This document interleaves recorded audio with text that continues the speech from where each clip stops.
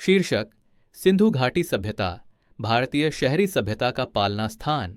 Greece, रोम या प्राचीन मिस्र के भव्य पिरामिडों के उदय से बहुत पहले सिंधु नदी के उपजाऊ मैदानों पर एक असाधारण सभ्यता फली फूली। यह थी सिंधु घाटी सभ्यता, दुनिया की सबसे प्राचीन शहरी सभ्यताओं में से एक, जो करीब 4500 साल पहले अपना उत्कर्ष पर थी। खोज: इस कहानी की शुरुआत 1920 के दशक में होती है। वर्तमान पाकिस्तान के हड़प्पा के पास रेलवे ट्रैक बिछाते समय ब्रिटिश इंजीनियरों को प्राचीन ईंटों और मुहरों के अजीब अवशेष मिलते हैं। उन्होंने जो खोदा था वह जल्द ही इतिहास को बदल डालेगा। खुदाई से पता चला कि यह कोई सामान्य खंडहर नहीं, बल्कि एक विशाल, सुव्यवस्थित सभ्यता का हिस्सा था, जो अब के पाकिस्तान और उत्तर पश्चिमी भारत में फैली हुई थी। महान शहर हड़प्पा और मोहनजोदड़ो सभ्यता के दो प्रमुख शहर हड़प्पा और मोहनजोदड़ो आश्चर्यजनक नियोजन और संगठन को दर्शाते हैं।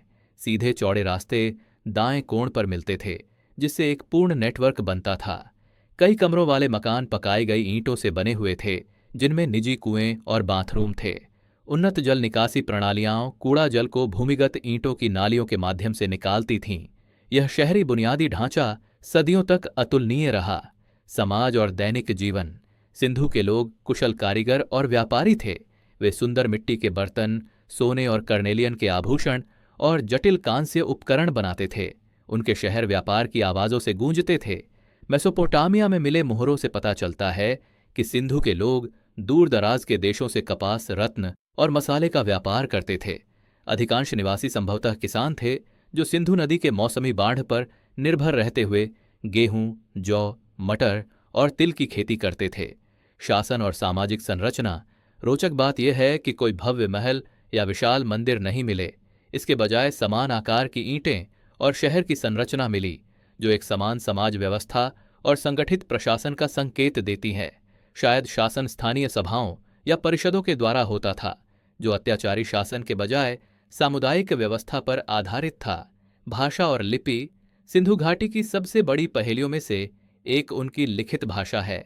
मोहरों और मिट्टी के बर्तनों पर सैकड़ों छोटे छोटे अभिलेख मिले हैं, हालांकि आज तक किसी ने उन्हें पढ़ना संभव नहीं किया है।